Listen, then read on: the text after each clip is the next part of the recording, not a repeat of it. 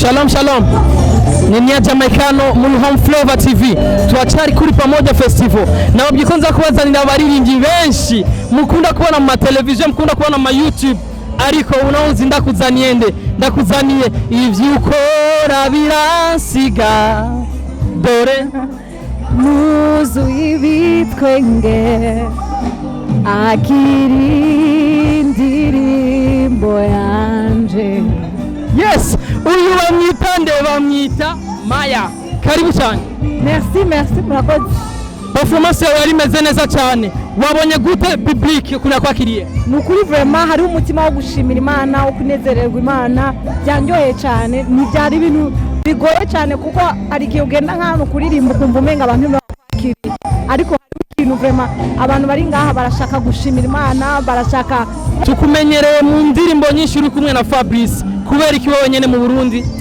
Jewe naje muri iki gihe cyo kuruhuka kubera je mfise vacances nyene y'imisi myinshi, ariko wewe abafise ibikorwa akiriko arakora. Urumva twese nicoca duti ibikorwa tuce tuzi. Ya mu Burundi barabakunda cyane. Mbega ni iki mwaduteguriye mu Burundi?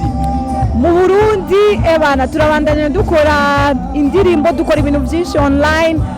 Ubu unye kubera ibintu byinshi byugaye, ariko twarashoboye gukora ibiganiro bitandukanye, turashobora kugira ama activity atandukanye online, kandi n'igikorwa dukora buri mwaka cyitwa Overflow Africa Conference, naco kirabandanya online uyu mwaka, ariko mu mwaka uza turiteze ko tuzohura.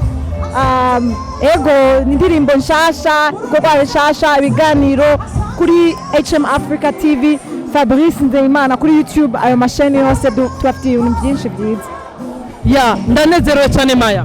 Murakoze. Bashobora kubwira abantu bagiye subscribe kuri Home Flavor TV? Ego mugire subscribe Home Flavor TV, aba n'abantu bashigikira ibikorwa byacu cyane. Rero nanje ndabashigikiye, mubashigikire kugira ngo amakuru atabacika. Urakoze cyane. Merci. Umuramusa Fabrice. Ego. Umbwira ko tumukunda. Ego Urakoze. Murakoze.